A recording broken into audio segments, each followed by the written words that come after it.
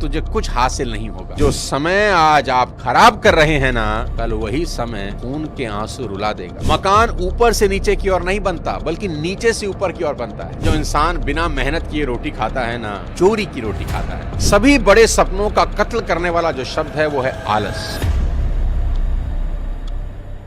साथियों, कभी सोचा है कि इंसान नंगा ही क्यों पैदा होता है? इस एक बात को आज गहराई से सोचना कि पैदा होते वक्त किसी भी इंसान के तन पर वस्त्र नहीं होते। प्रकृति उसे कुछ नहीं देती, खाली हाथ भेजती है। होना तो ऐसा चाहिए था कि इधर बच्चा पैदा हुआ, उधर कुदरत ने आसमान से उसकी जरूरत की सभी चीजें टपका दी। गाड़ी भेज दी, मकान भेज दिए, ऐशो आराम की सभी चीजें भेज दी, खाने पीने की चीजें भेज दी कि ले भाई खा पी और ऐश कर।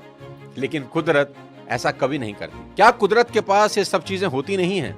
जरूर होती हैं, पर कुदरत कहती है कर्म कर और जो चाहता है मुझसे ले ले। तेरी जरूरत की हर चीज इस दुनिया में मौजूद है। तेरे मन में इच्छाएं जन्म लेती रहेंगी, लेकिन कर्म करके तू अपनी हर इच्छा पूरी करते रहना। कुदरत कहती है सावधान रहना, अगर तूने कर्म नहीं किया ना तो तुझे कुछ हासिल नहीं होगा, और फिर एक दिन मैं तुझे ऐसी ही वस्त्रहीन वापस बुला लूंगी। पृथ्वी का सारा वैभव तुझे पृथ्वी पर ही छोड़ना होगा। कुछ भी तेरे साथ न जाएगा।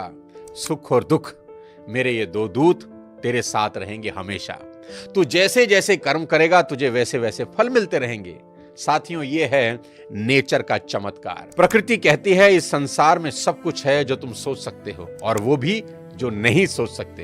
पर कर्महीन के लिए इस दुनिया में कुछ नहीं है। गोस्वामी तुलसीदास जी ने बेहद शानदार लिखा है कि सकल पदार्थ हैं जग माही, कर्महीन नर पावत नाही। यानी इस संसार में सब कुछ है जो तुम्हें चाहिए, लेकिन जो कर्म ना करे उसके लिए कुछ भी नहीं है। गांधी कहते थे सबसे बढ़िया कमाई पसीने की कमाई। उन्होंने कहा जो इंसान बिना मेहनत किए रोटी खाता है ना, चोरी की रोटी खाता है। स्वाभिमानी इंसान कभी दूसरों की मेहरबानियों पर जिंदा नहीं रहते। और इस वीडियो में मैं आपको बताऊंगा कि कोई भी काम कभी छोटा नहीं होता। लोगों की दिक्कत क्या है जानते हैं? मैं बताता हूं। बड़ा काम मिल नहीं रहा और छोटा आप करेंगे नहीं, तो फिर जिंदगी में क्या करेंगे? क्या यूं ही इस जिंदगी का बेड़ा गर्क हो जाने देंगे? आज जरूर कुछ लोगों के पास जिंदगी के कुछ सहारे होंगे। माँ बाप का सहारा होगा, इधर उधर का कोई सहारा होगा, लेकिन कल यदि वो सहारे नहीं रहे तो क्या करेंगे हुजूर? इस बात को आज अच्छे से समझ लें कि जो समय आज आप खराब कर रहे हैं ना, कल वही समय खून के आंसू रुला देगा, और ये दुनिया आपकी बर्बादी का तमाशा देखेगी हंसते हंसते। काम चोर और कर्महीनों की यही गति होती है। नोट कर लो आज मेरी बात कि इस दुनिया में समझदार लोग किसी काम को छोटा नहीं समझते।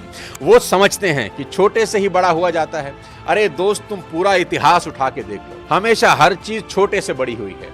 खुद सोचो, दिमाग लगाओ, आप बड़े पैदा हुए थे कि छोटे? सीधा 20 साल के तो पैदा नहीं हुए थे ना, धीरे धीरे ही बड़े हुए।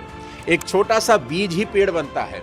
मकान ऊपर से नीचे की ओर नहीं बनता, बल्कि नीचे से ऊपर की ओर बनता है। नोट करो, ईश्वर सर्वशक्तिमान है, सारा ब्रह्मांड उनके ही हाथ में है, मगर वो भी जब इस धरा पर आए तो बाल रूप में ही आए। फिर चाहे राम हो, कृष्ण हो, नानक हो या कोई पीर पैगंबर, प्रकृति नेचर हमेशा छोटे से बड़े होने को सपोर्ट करती है। इसलिए किसी भी काम को कभी छोटा मत समझना। कोई भी काम हाथ में लेकर मेहनत और लगन से उसे बड़ा बना देना। उठो, कमर कस लो, कसम उठा लो कि इस दुनिया को कुछ करके दिखाना है यार, कुछ बनना है। गुमनामी की मौत नहीं मरना। पूरी दुनिया के लिए नहीं तो कम से कम अपने देश के लिए उठो। देश के लिए ना सही तो राज्य के लिए उठो। राज्य के लिए ना सही तो सोसाइटी के लिए ही सही। ऐसी मिसाल कायम करनी है कि लोग आपको और आपकी मेहनत को कालांतर तक याद रखें कि कोई इस धरती पर आया था और अपने पैरों के निशान छोड़ गया। ये दुनिया आपको एक कर्मवीर की तरह याद करे, ना कि एक कामचोर और निकम्मे इंसान के तौर पर। दोस्तों, जहां हो वहीं से शुरू करो, जैसे हो वहीं से शुरू करो, बस शुरू करो। बड़े से नहीं, छोटे से शुरू करो।